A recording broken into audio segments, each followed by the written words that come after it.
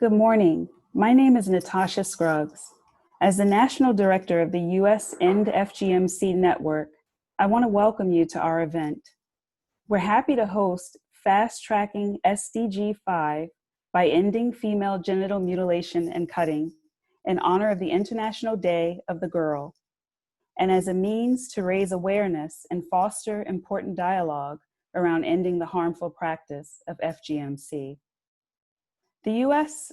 End FGMC Network, or the Network as we affectionately call it for short, is a collaborative group of survivors, civil society organizations, foundations, activists, policymakers, researchers, healthcare providers, and others committed to promoting the abandonment of FGMC in the US and around the world.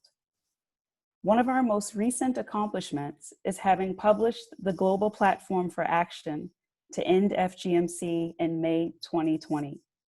A link to the full report has been provided for you. We're happy to have some of the most respected activists, policymakers, and survivors to share their knowledge with us today. Please enjoy, and I want to encourage you to submit any questions you may have throughout the event using the chat box feature. One of our moderators, my colleague, Carrie Walovich, will pose the questions to speakers during the Q&A session.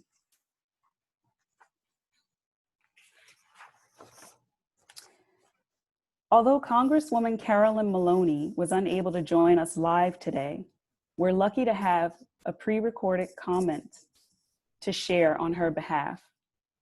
First elected to Congress in 1992, she represents New York's 12th Congressional District. Congresswoman Maloney is the champion for domestic and international women's issues. She's a current co-chair of the Congressional Caucus on Human Trafficking and previously co-chaired the Congressional Caucus for Women's Issues. Among her many accomplishments is having authored and helped pass legislation that targets sex trafficking, including the first bill to punish perpetrators of these heinous crimes. Without further delay, we bring you Congresswoman Carolyn Maloney.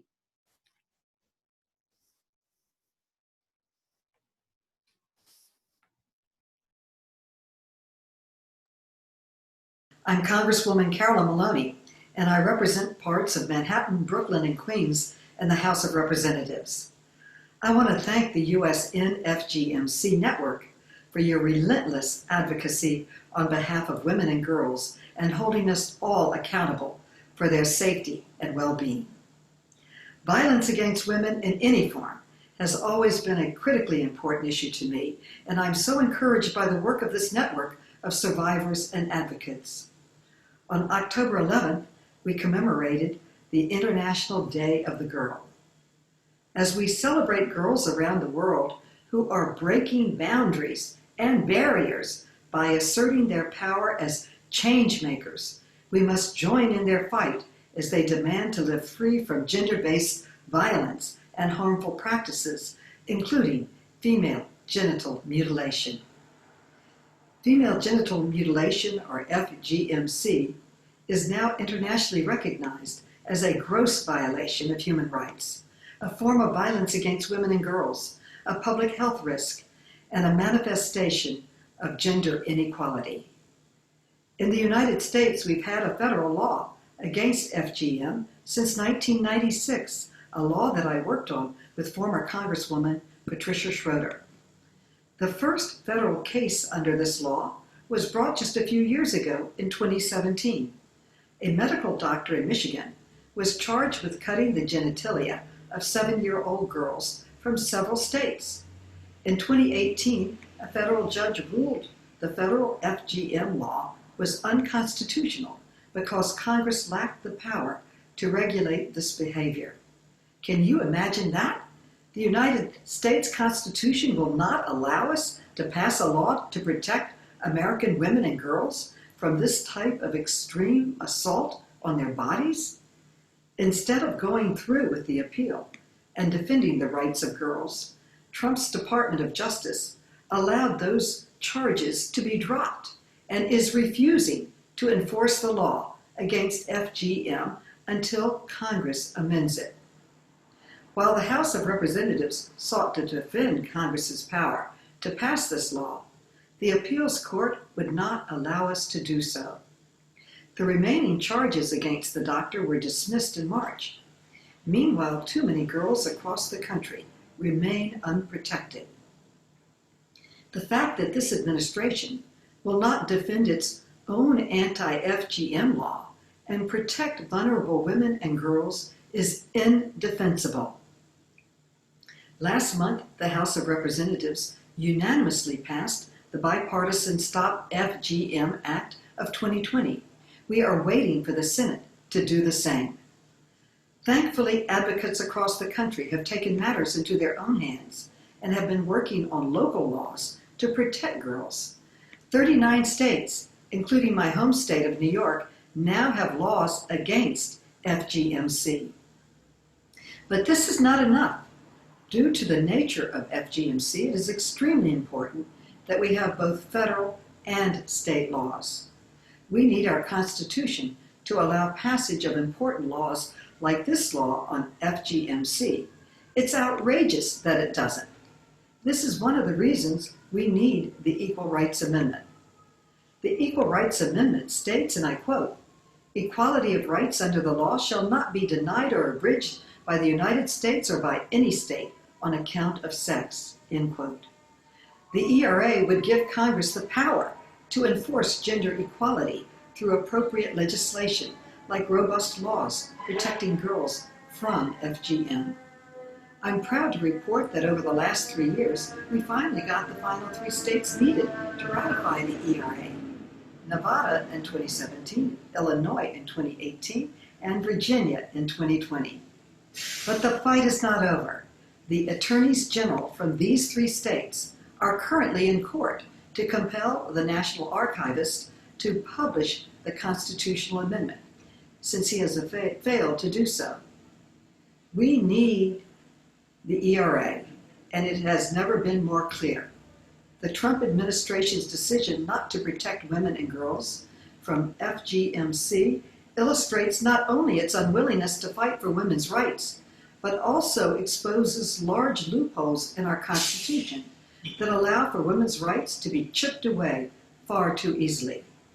We've been fighting the same battles for decades, and without the Equal Rights Amendment, any progress we achieve can be rolled back. It's time for the ER to finally be ratified. The rights of women must be protected, no matter who is in the White House, who sits on the bench, or who is in the majority in Congress or state capitals. We all must continue to keep the pressure up to ensure that women and girls' equal rights are prioritized at all levels, at the United Nations, in the U.S. government, in state governments, and in our communities. Thank you all for the work you do with the U.S. FGMC network. I am awed and inspired by your commitment to justice and to making this country a safer place for girls. Happy International Day of the Girl. Let's continue this work in their honor and for their futures. I'm Congresswoman Carolyn Maloney.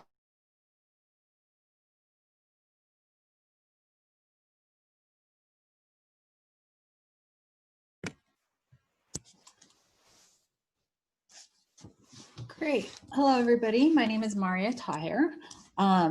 Thank you so much to Congresswoman Carolyn Maloney for giving us those comments and providing some context about the nature of FGMC within the United States.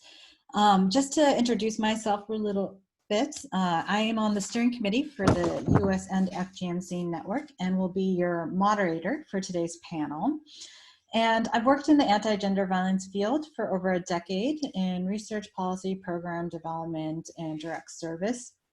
And the issue of FGMC is very much a personal one for me, as I was born in the US and grew up in a community that practiced it. So it's something that I've known about my entire life. And while I was in graduate school for social work, it was something that I focused on doing research for on my thesis, particularly because I knew that it was occurring in the United States and I grew up in a community that originated from Asia and knew that it was occurring there as well, and that there was really little data about it. Then in 2015, I co-founded SEO, which is an award-winning organization that really seeks to empower Asian and other communities to end female genital cutting or mutilation by coming forward and really sharing their stories to break the silence.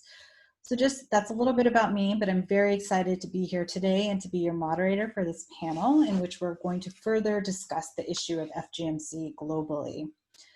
And with that in mind, I would now like to welcome our illustrious panel speakers from the local, state, federal, and international levels for our panel discussion. I'll quickly just be introducing each one of our panel members and sharing a little bit about them, and then we'll get the chance to hear from them as well. So first off, if we could just get to our panel speakers, that would be great on the PowerPoint. Wonderful. So Shelby Quast is a visionary leader and change maker working internationally, regionally, and locally on a broad range of issues and with a strong emphasis on equality and gender justice, especially for adolescent girls. She's a former America's Regional Director for Equality Now and co-founded the Partners for Gender Justice, a network of United Nations agencies, member states, and civil society organizations. And then next up is Representative Livingstone. Representative Livingstone is a Massachusetts state representative. He was elected to the Massachusetts state legislature in 2013. Previously, he worked as an attorney in public and private practice for nearly 20 years. And Representative Livingstone was a co-sponsor of the bill House 3332, which criminalized FGMC in Massachusetts. It was unanimously passed in the Massachusetts State Senate in July 2020, and it was signed into law by the governor in August 2020. And then our next speaker is Mariama Diallo. Mariama is a licensed clinical social worker in New York. She received her Master's of Science in Social Work from Columbia University, and Mariama is doing her DSW at Rutgers University. Currently, she's also the programs director at Sanctuaries for Families, an organization supporting survivors of gender-based violence, including female genital mutilation / cutting. And then next up is Natalie Tingo. Natalie is a multi-talented social entrepreneur, economics, and human rights activist with several awards and recognitions to her name. She believes that every girl should grow free from violence. She works in the same village where she was born, raised, and discriminated against for being uncut. And then our next speaker is Julia Lalla-Maharajh. In 2008, Julia volunteered in Ethiopia, where she came to understand more about the devastating scale and impact of female genital cutting. In 2011, she set up the Orchid Project and was chief executive until 2019. In 2017, Julia was awarded an OBE for her work to end FGC. And then our next speaker is Nankali Maqsood. Nankali leads the UNFPA UNICEF programs to end child marriage, and she's also worked in Mozambique, Zimbabwe, Somalia, focusing on the realization of the rights of vulnerable children. She holds a bachelor's degree in law and a master's in international law. Nankali is a fellow of the 4th class of the Africa Leadership Initiative in East Africa and a member of the Aspen Global Leadership Network. And Susan Gibbs. Susan directs the Women's Rights Program at the Wallace Global Fund, a private philanthropy based in Washington, D.C. In this role, she manages the fund's grant making on gender equality with a focus on female genital mutilation and other forms of gender-based violence, as well as links among women's rights and the climate rights, energy access, and democracy. We could go to our...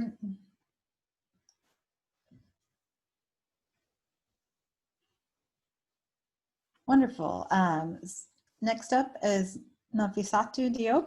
Nafissatou is a philanthropic I'm having trouble speaking today, and a formidable human rights activist with over 20 years of a rewarding experience advocating for gender equality, international health services, and human rights. She's extensive experience in social norm change programming, leading, designing, implementing, and managing complex programs and establishing multi-partnerships while providing leadership, consultancy, and technical support to 19 African countries, the Middle East, and globally. She currently works as Chief of the Gender and Human Rights Branch at the United Nations Population Fund. And I believe that's it in terms of our speakers. So we're pleased to welcome our speakers, and we would love to just dive right in and get started with our panel discussion. And to begin with, as the US network, we wanted to start this conversation by focusing in on the US context, particularly as Congresswoman Carolyn Maloney just provided some information about what is going on here in the US, and in recognition that over 500,000 women and girls are affected by FGMC within the United States. So with that in mind, I'd like to welcome Shelby to be our first speaker and to just provide us additional context on why is it important to have laws at both the federal and state level to prevent FGMC.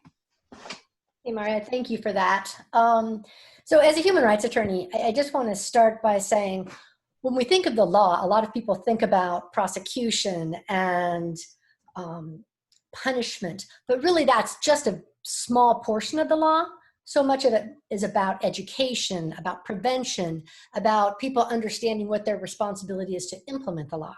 So having said that, looking at state laws and federal laws and why we need both. State laws, at the state level, is where most people experience laws. It's where they receive their health care. It's where they go to school. It's where they engage with social workers. It's where they engage with police, child protection services. So all those are governed by state laws. And again, understanding what the state law says helps people know what's their responsibility in implementing it. Is there funding? Is there required training? Are healthcare providers required to ask questions? So that sort of thing is really where people feel most personally the impact of the law on their everyday life. At the federal level, it's a bit kind of a higher level of rights and protections and accountability. And national standards are set there because laws so often represent what governments, what our leaders find important, what they prioritize.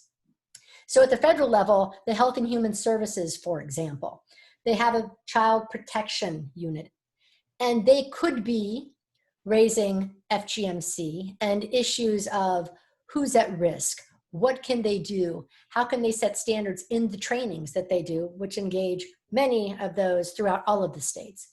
The Center for Disease Control, for example, has carried out the study to help us understand how many women and girls are affected by FGMC in the United States. And they have ongoing studies to get behind those numbers so they can better understand. There's also standards for social services, for training, for education. The Department of Education, for example, looks at what are the standards, what should schools be aware of, what should counselors and healthcare providers on schools know when somebody either raises the issue to them or starts to ask questions. We've also got the NIH, National Institutes of Health, that do a great deal of research, and Department of Justice with the Federal Bureau of Investigation. So that's at a federal policing level. And I think the case in Michigan gave us a really great example because of the nature of female genital mutilation and cutting, that it often happens across state lines. And in that situation, the cutting was occurring in Michigan. It did not have a state law against FGMC.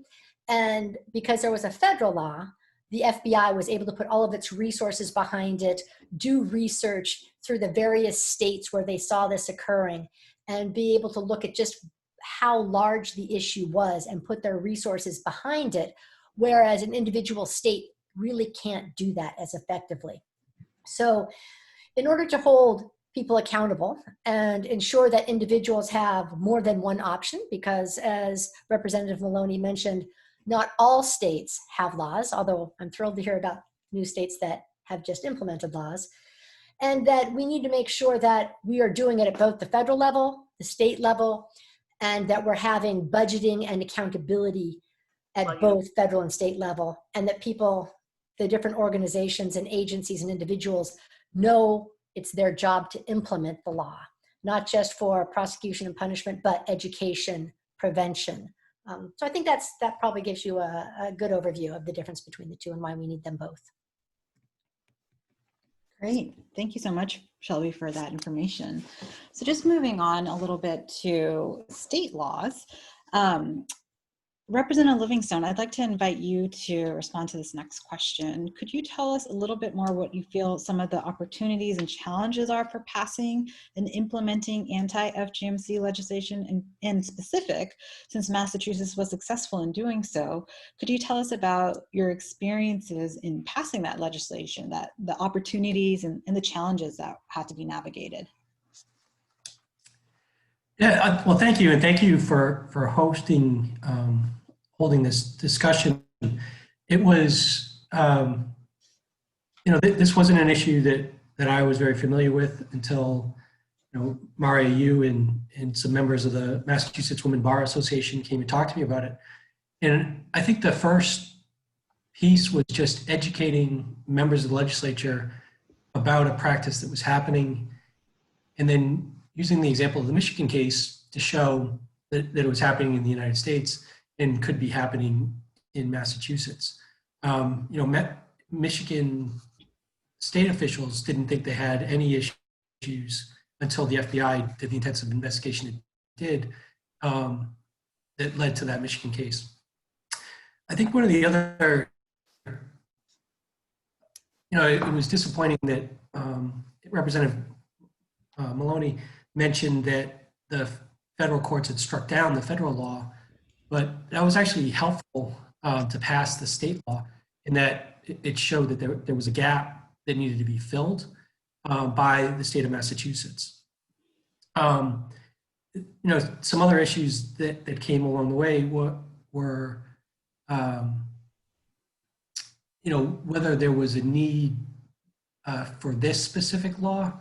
There were criminal laws that prohibited conduct that this could be fit under.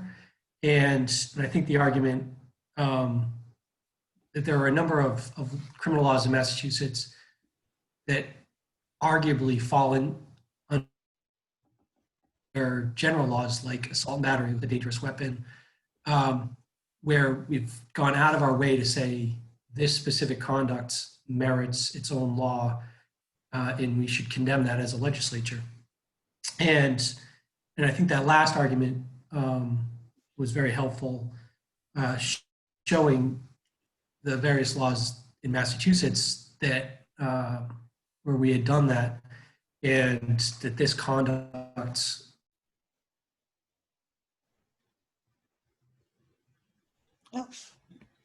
this thing was just that there's this practice that happens, and it could be happening in Massachusetts. Great. Thank you so much, Representative Livingstone, for sharing a little bit of the background and context around the need for the law in Massachusetts and how we went about really educating the legislature that this was needed. So for the next question, I'd like to actually ask Mariama to speak a little bit about the New York Coalition to End FGMC. And in particular, I know that they were involved, or members were involved in shaping or supporting legislation within that state too. So would love to get your response and your thoughts around that. And if you could share information about the New York Coalition as well. Mariama, if you are there, you're on mute right now. Do you hear me now? Yes. All right. Thank you, Maria. Thank you to all for having me, and thank you for being here. Happy International Day to all the girls around the world. So the New York Coalition to End FGM started in 2016 We started as a very small group. The first meeting we had was in December 2016, and that time we had about maybe 20 members. But by February, March 2017, we had about 50 members, and today we have 76 members.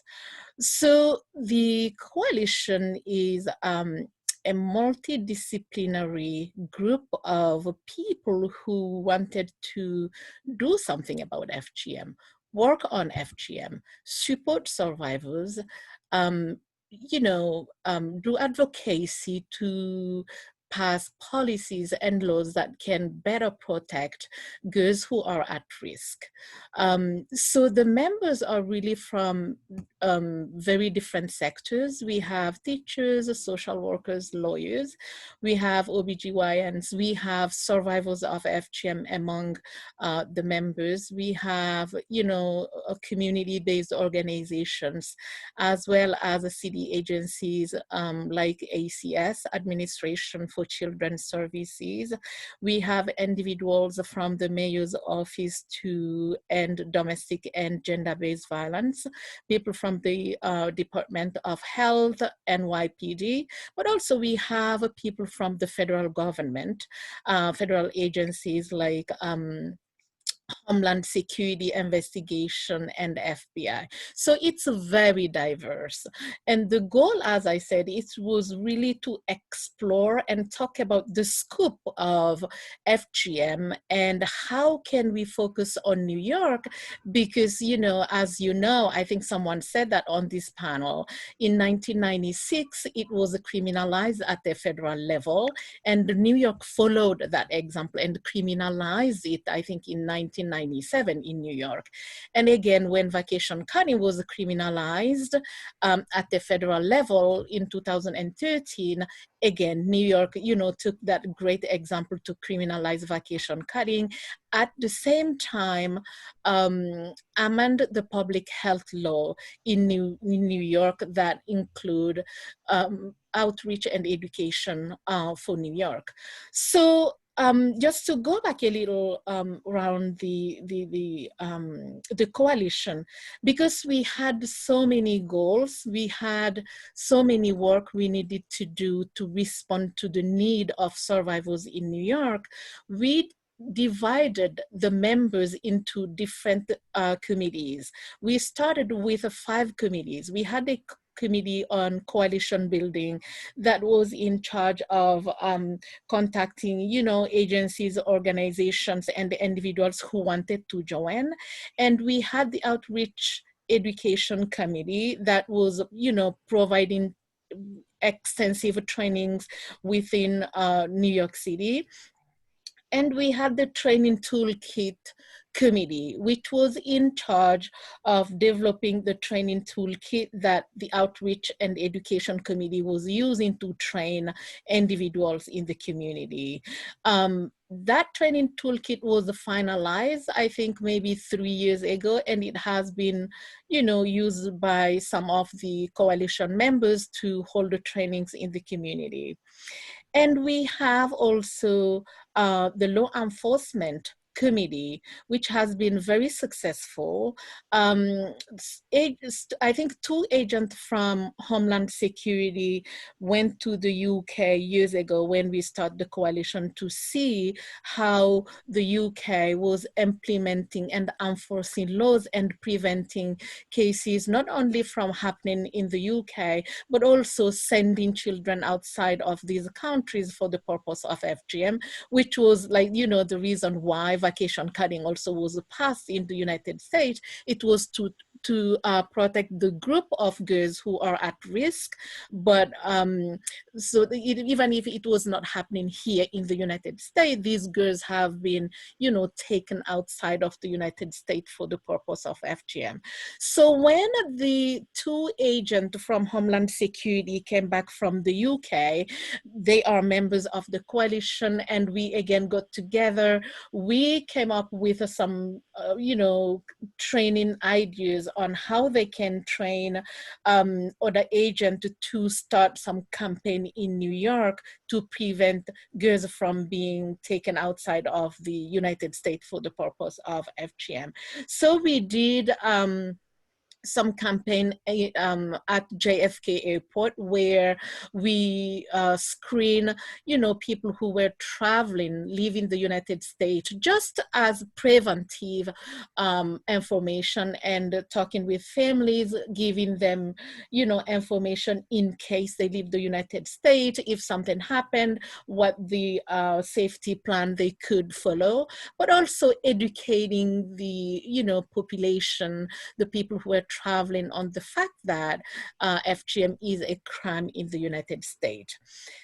And the coalition has been able to organize 2 years ago, this October, the first End FGM March in New York, and it was really successful. We have a website. I think before the COVID, the work slowed down a little, the meetings slowed down a little, but it is continue. People are doing the work individually right now. And we just hope that, after the pandemic, we can resume our meetings and continue advocating for, education and the prevention. Thank you so much, Mariama, for sharing and about everything that the New York Coalition has been doing, the work that you've been doing. It sounds amazing, and you've really spoken on the role that civil society also has to play on this issue and educating the general public and what happens after a law is passed too. So thank you for that. Just in keeping in mind everything that's happened in New York, I would like to just ask a follow-up question to Representative Livingstone. Now that Massachusetts does have an FGMC law, what do you feel is the continuing role of the legislature in ensuring implementation of the law? The first thing is there's several sections of the law, and one of them, was focused on earlier, was the outright ban. But for me, one of the pieces that was just as important is the education program. We created the obligation for the Massachusetts Department of Public Health to create an education program and provide information to the public about the negative health impacts that result from this practice, as well as the prohibitions in Massachusetts. And so the next step for me is really to follow up and make sure that the department follows through on those obligations and really starts that education program. We had a great support from various law enforcement agencies, including the Massachusetts Attorney General and several of the county district attorneys in Massachusetts. And so I think they're very aware of this and are ready to do the enforcement actions necessary. But I think the education piece is the most important going forward. And I guess I didn't mention in my first comment about the coalition building, but Maria, you were key in bringing information to the legislature, in creating videos of survivors that we presented, and going out in the community to not only provide that education to people, but also have people come and talk to legislature. And I think that coalition building will help with the spreading of the education, but that's what I see as the next step. Thank you. Yeah, I completely agree with you there too. I think that there was a lot of work with coalition building around the legislation, but also we were able to host several events to really go beyond just law, which is one important part, but thinking about how do we work with health professionals, how do we work with communities, how do we provide education? And I agree with you that it feels like that is the next step here as well. So before we shift to an international focus, I just wanted to really quickly ask Shelby, could you share a little bit about what is happening at the federal level? In specific, since we do have a federal law that was ruled unconstitutional, what is the situation now, or what is Congress doing to address that situation? Sure. So it's just to come back, the law itself wasn't unconstitutional. It was Congress's power to pass the law that was questioned. And many people felt at the time, and I think still feel now, that Congress had the power under the International Covenant on Civil and Political Rights that the United States has signed and ratified. But that's what was at odds. So the House came back and discussed this in a bipartisan way, how to amend the existing 1996 law. And they did that by linking it to interstate commerce, which means it was something that had to do across state lines. And then in that instance, Congress does have the authority to pass a law.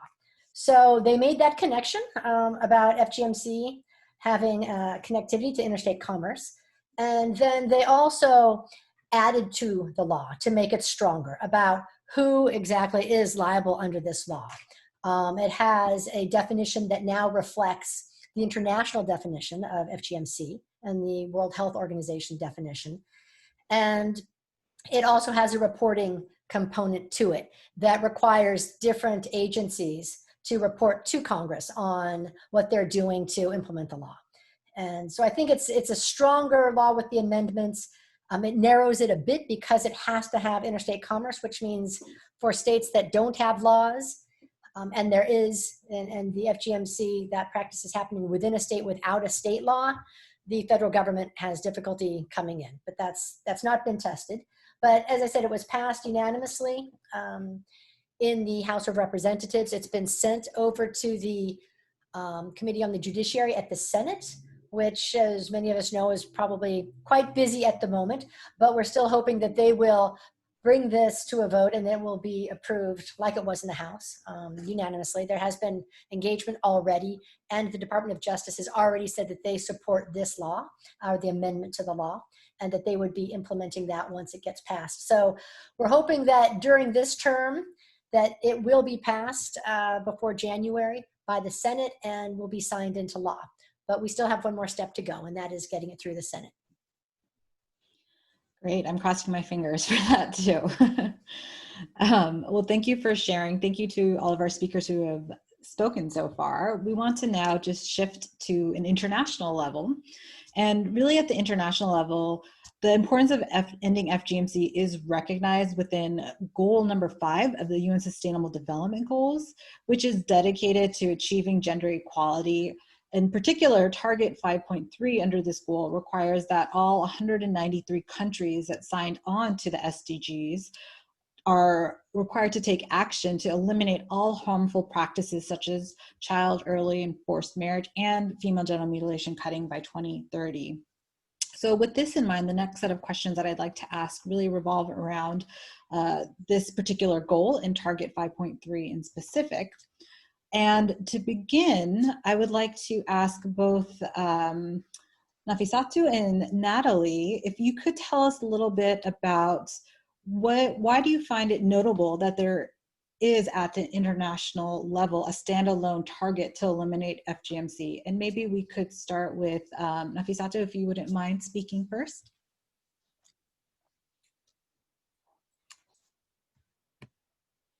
Are you on mute by any chance? Hello? Hello. Hello. We can hear Hello? you. Yes. Yes. Hi. Sorry, I'm not really familiar with your system. Yes. Thank you so much for inviting me. And can you just repeat the question, please? Yes, of course. Could you share a little bit about why is it notable that at the international level there is a standalone target in the Sustainable Development Goals to eliminate FGMC? Okay. Yes. Thank you. Thank you so much. Actually, I think that's. I will just start by saying that having a sustainable development goal and the standalone one and standalone target is really a big effort of mobilization, of engagement of everybody, including the US and FGM network.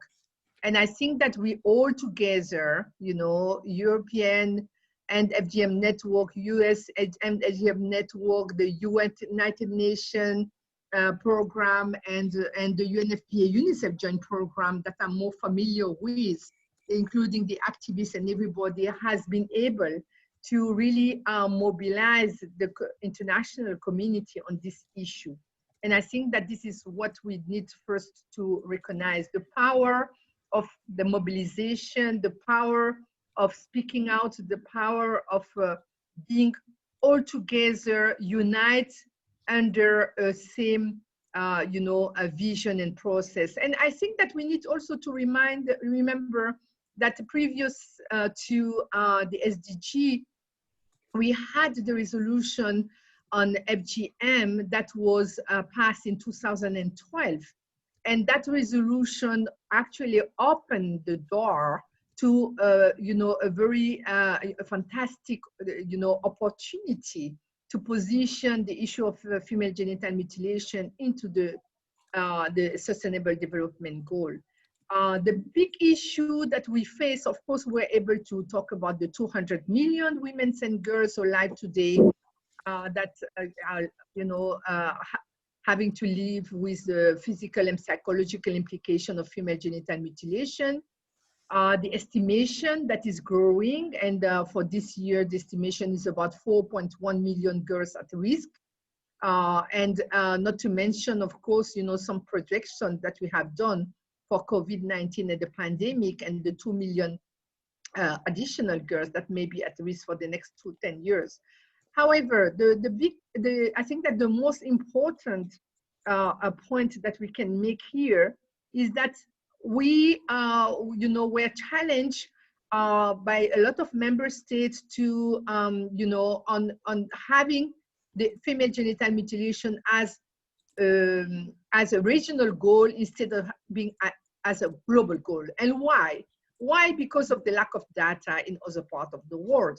And I think that since then, of course, we have, you know, a better picture of what is happening, and some estimation, even if not really appropriate, I mean, really strong estimation of girls at risk in other parts of the world. And I think that this is where we need to continue to be very strong and vigilant, and ensure that, you know, we will continue to document what is happening in other parts of the world, and not let people think that FGM is an African issue.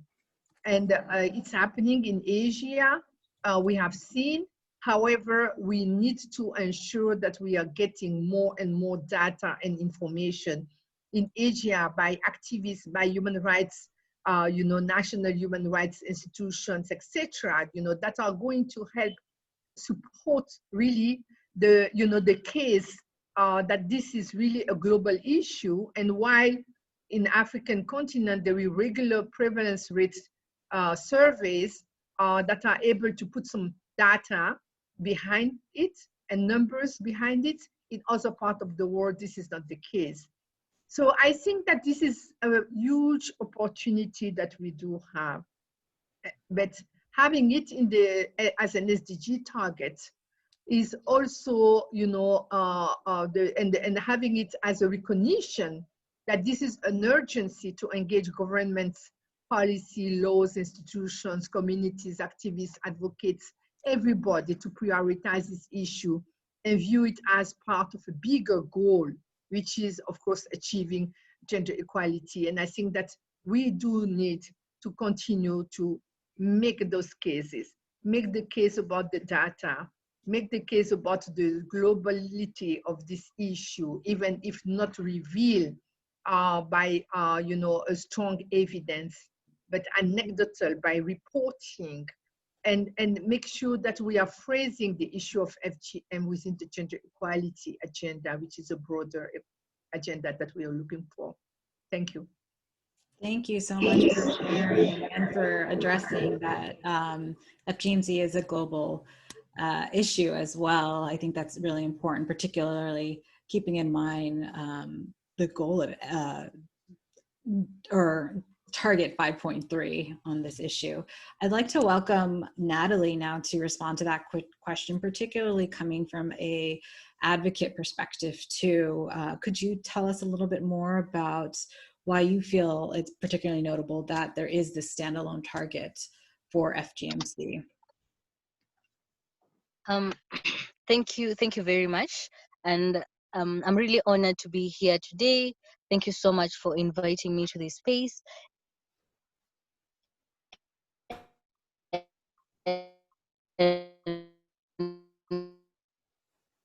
For every speaker who shared the expertise. Honestly, I think this was a very remarkable commitment by member states. Can you hear me? Yes. All right. Yes. So the commitment was grounded by UN member states to gender equality and advancement of women's rights. And these commitments are enshrined in global treaties, notably like the CEDAW and other policy commitments like the ICPD. And even right now, the most recent, which is the Sustainable Development Goals. So central to this universal normative framework is the recognition that elimination of all forms of violence against women and girls, and in particular the target on ending female genital mutilation, is integral to the achievement of gender equality and the advancement of women's rights and women's empowerment, which is relevant in every part of the world, just as Nafissatou has rightfully said. And it's everybody's responsibility. It's the responsibility of my government in Kenya, and the regional collaborations and even the international spaces to be able to commit to ending female genital mutilations.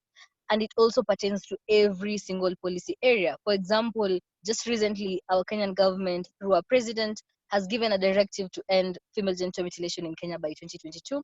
And I believe having that standalone target could have made this possible.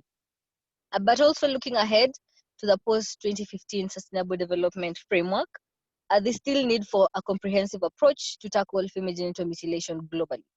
And we are alive to the fact that the practice is quickly changing, with communities finding new ways to continue mutilating girls. Like the cross-border FGM, cutters are moving from house to house, girls are being cut after the age of 18, and even in some communities, women with children, as many as 5, still undergoing female genital mutilation.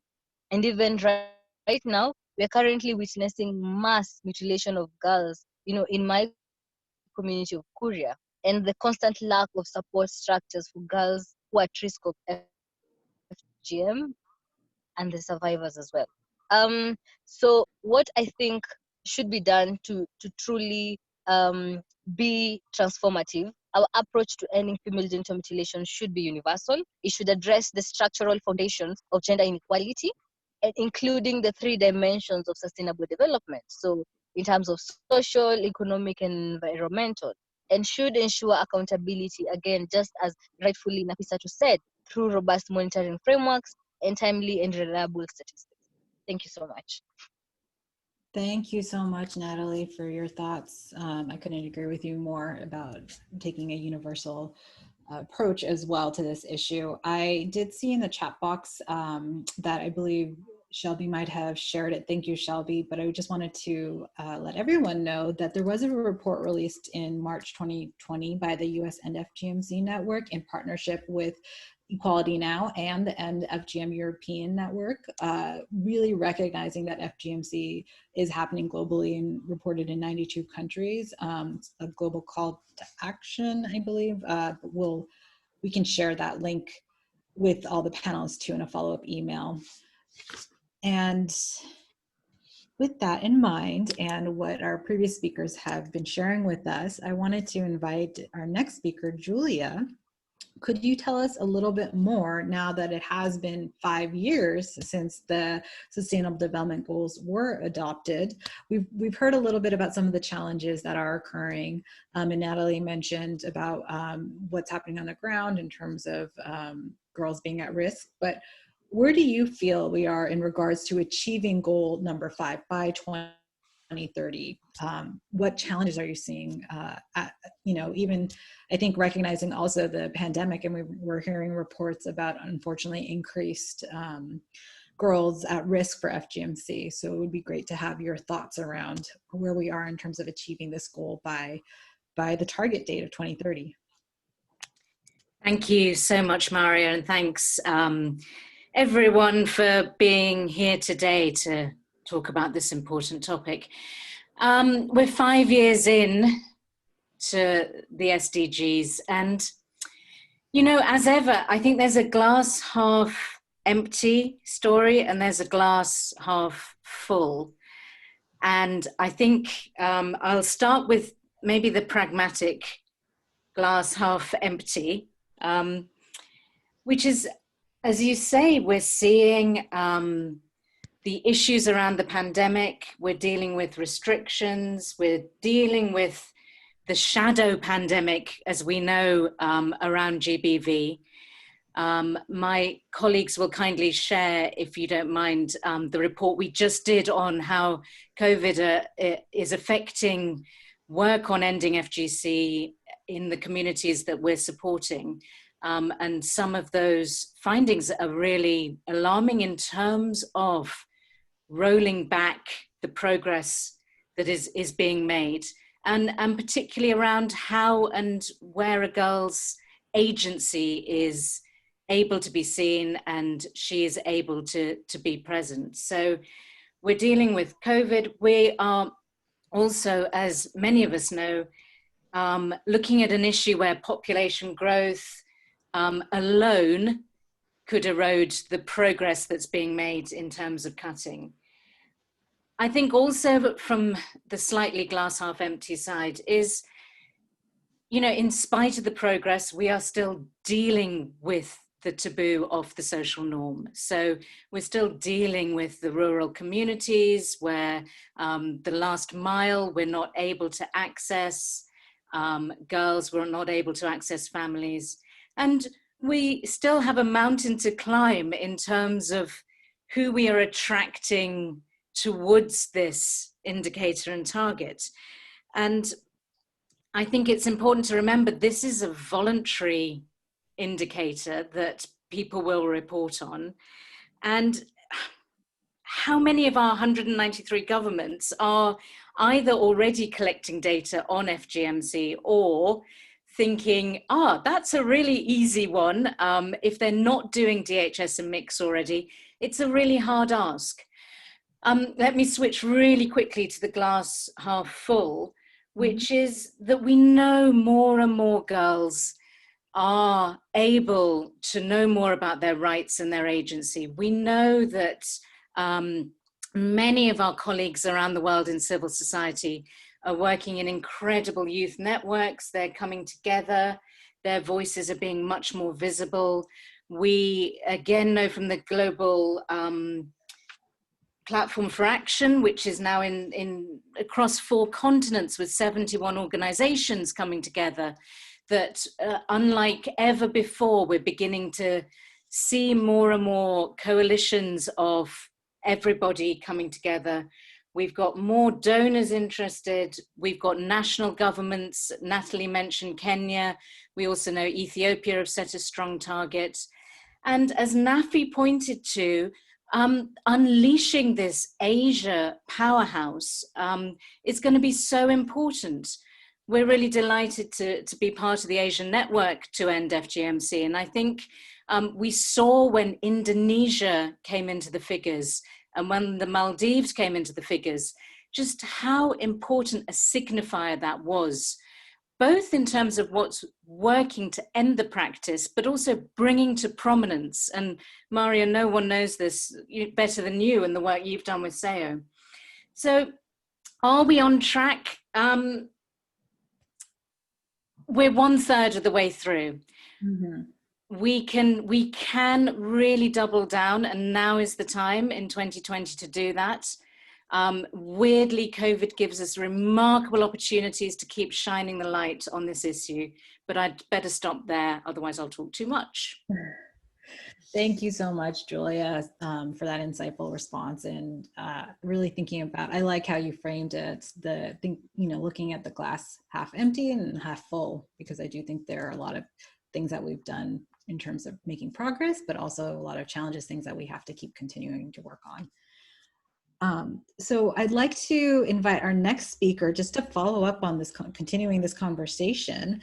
Nankali, I would really like to ask you if you could provide us with some more insight, or perhaps how do you feel we can ensure that we are collecting the right data to ensure that we're making progress towards this, particularly keeping in mind what both Nafi and Julia pointed to in terms of information that is needed as well.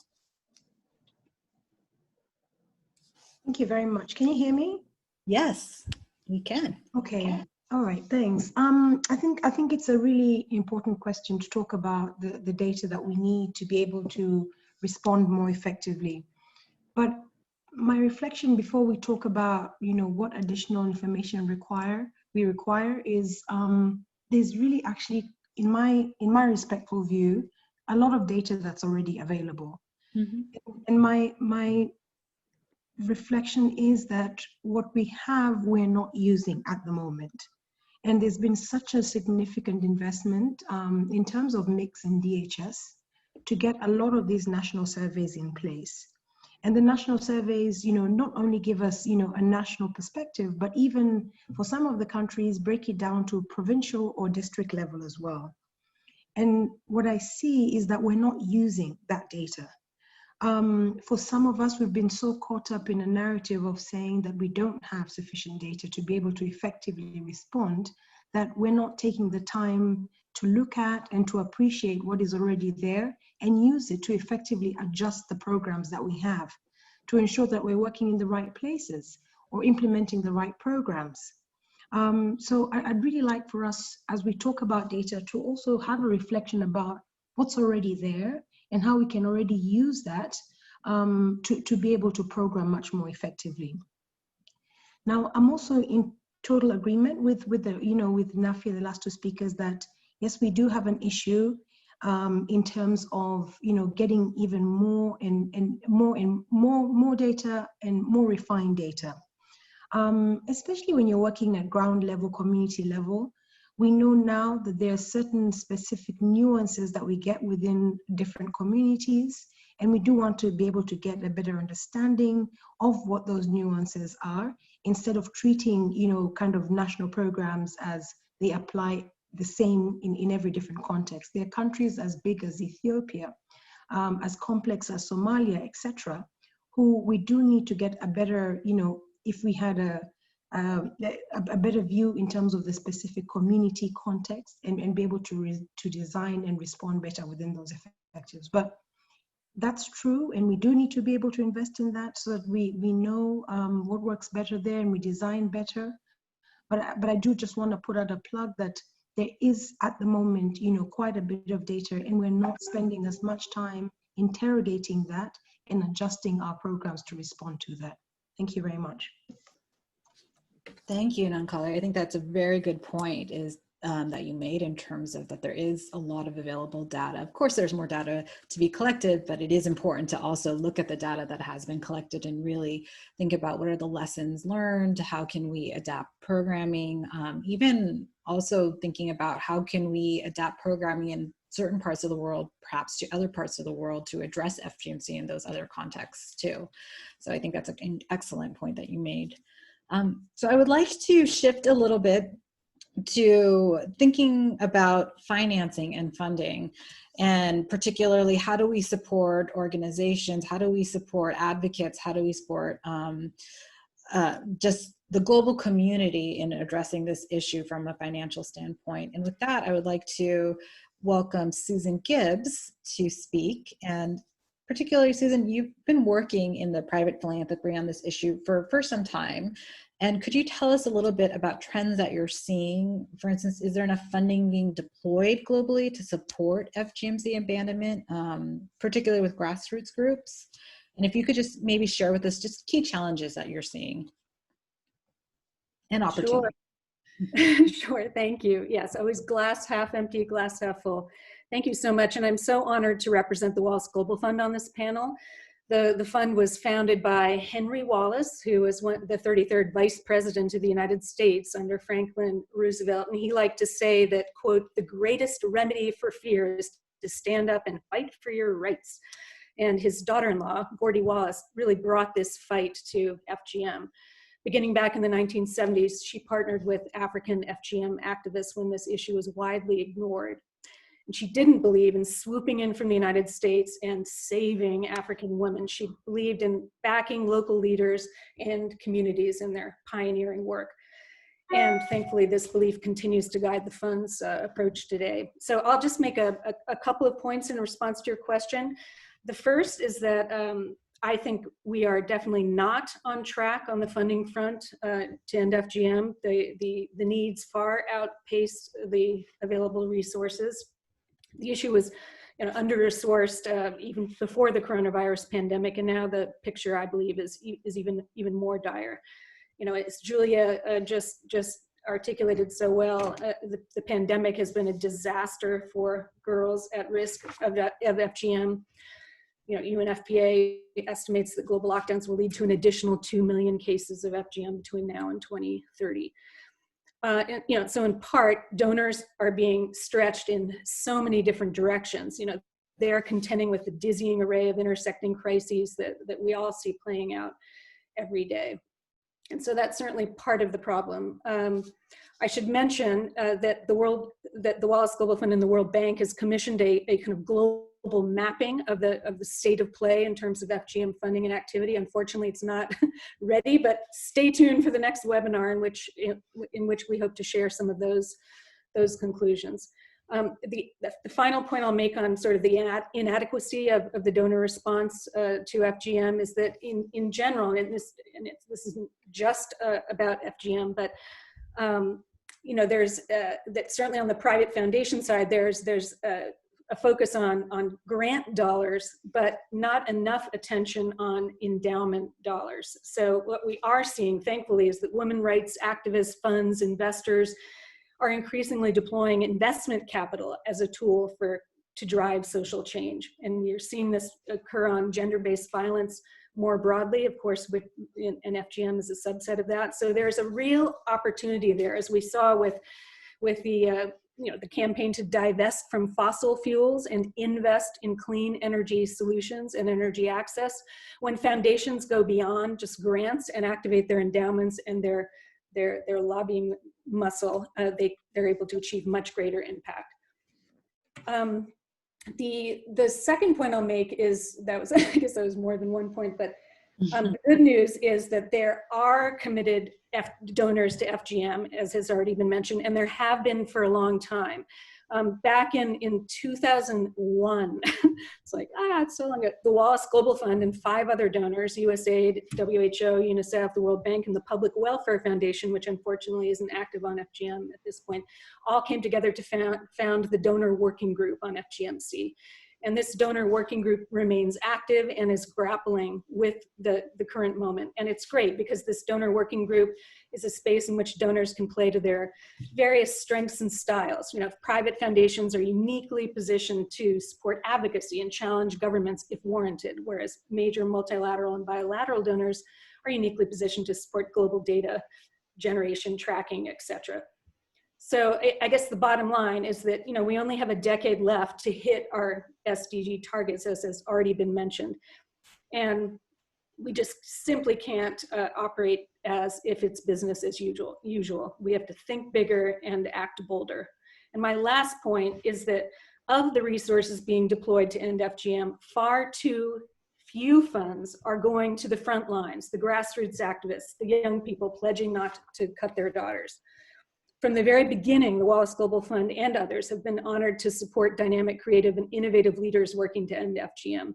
And they are full of strategies and solutions, but they have never had enough funding and support. And there are various reasons for this. Big bilateral and multilateral donors are often thinking big, which actually isn't always a bad thing at all, and they have trouble managing smaller scale projects. But there are creative solutions to this challenge, re-granting funds, intermediaries, networks. But again, most of all, donors just shouldn't say this, need to get over themselves and follow the lead of the activists and leaders on the front lines. They're the ones who know what's needed on the ground. And I'll just stop there. Thank you so much, Susan, for sharing your insights with us too. And I think, needless to say, it takes many to be able to put an end to this harmful practice. And I think that I think that we can work together, but I think that you're pointing to also, and what all the speakers are pointing to, that we do need to have a multi-sectorial collaboration on this issue to really ensure that we are making progress on SDG number 5. And with that, having said that, I think that we are going to transition over to our call to action. Unfortunately, we've run out of time to be able to have a general Q&A, but we want to welcome everyone who is attending this webinar to please ask your questions on the chat box, and we will try to address them at a later point. Perhaps we can respond in an email. We'll have to think about that as a network. But thank you to all of the speakers so much for sharing your insights with us. It was really rich conversation, and I wish we could have more time to really dive into it even further. But I know that everyone has a busy day ahead of them. So I'm going to now just thank you all again and transition over to Natasha. All right. It's truly a pleasure to introduce to you Ms.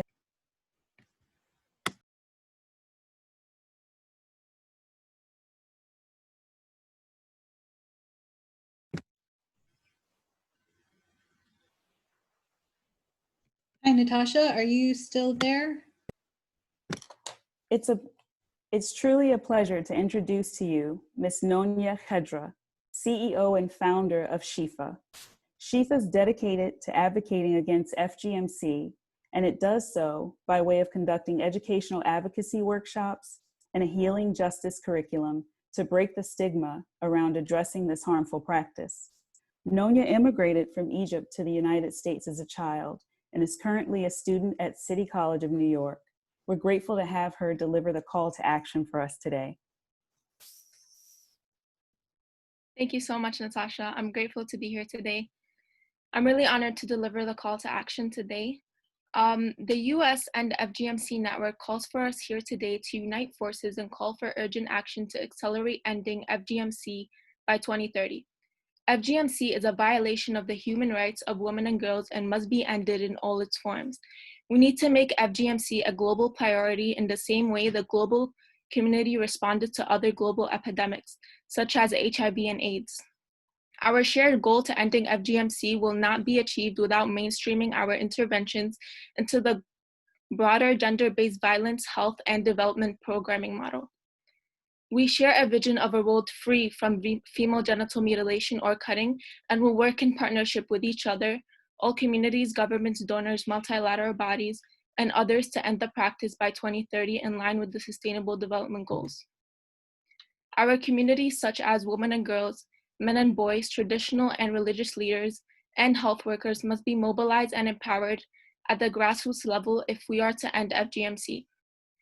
Ending FGMC requires addressing the root causes of gender inequality at the community level, including gender stereotypes, unequal power relations, and negative social norms.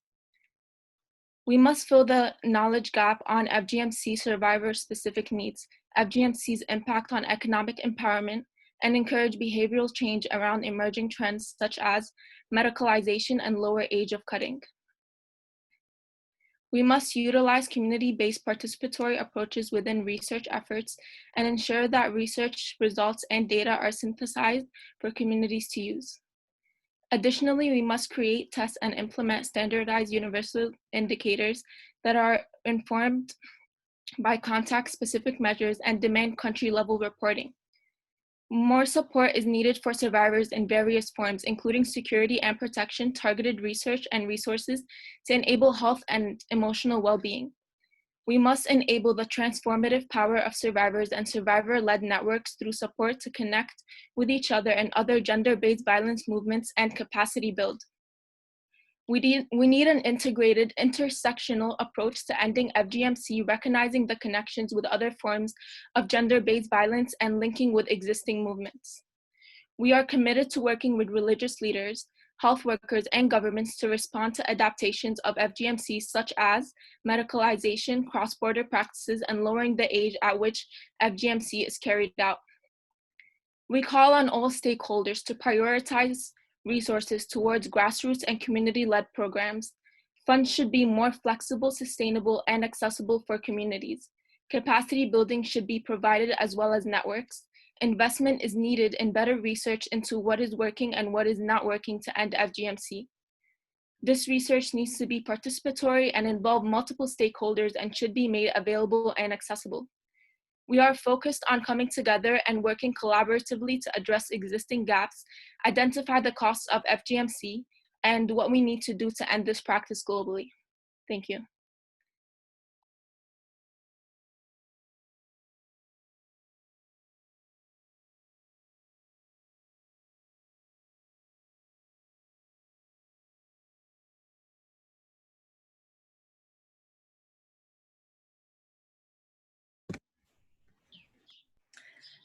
Thank you, Nanya, very much for sharing that amazing call to action. And finally, we'd like to have Assata Kamara deliver our final wrap up. Thank you so much, Carrie, for the introduction. Good afternoon and good night to everyone, depending on where you are in the world. My name is Assata Kamara, and I am the co-founder of There Is No Limit Foundation and a member of the US and FGM network. On behalf of the steering committee, we would like to thank each of you for your passion and efforts to advance the Sustainable Development Goals, particularly SDG 5, and to end female genital mutilation and cutting. A special thanks to all of the speakers for providing great insights during this event. And we will also like to thank our incredible team, Carrie and Natasha, for their work in support of this event. I'd like to summarize a few of the gems that we heard today. Particularly, we heard that FGMC is a global issue that requires national and local solutions, and that all stakeholders must be engaged in the efforts to protect women and girls. We also heard that robust policies are needed at the local, national, and state level to end female genital mutilation. Additional direct investments in the communities continue to be critical to raise awareness about this issue and to provide direct services to those impacted. And finally, more data must be gathered on this issue in countries previously underreported, but additionally, we must also use the data that we have to inform the programming and the policies we are putting in place. As a network, our goal is to be the hub for knowledge sharing and collective action. And so we ask that you please connect with us with partnership opportunities and other ideas for collaborations. We also ask that you share your stories and the stories of your work with us so that we may be able to amplify them. Please also follow us on Twitter. Our handle is US and FGM Network so that you may be able to get the latest information about our work. The United Nations Secretary General has called for a decade of action to ensure that we achieve the Sustainable Development Goals by 2030. And we ask you all to heed his call and to foster collaboration so that we may end female genital mutilation and cutting in one generation. We hope that you will join us for future events, and we thank you so much for your time. Have a wonderful rest of your day. Bye, everybody.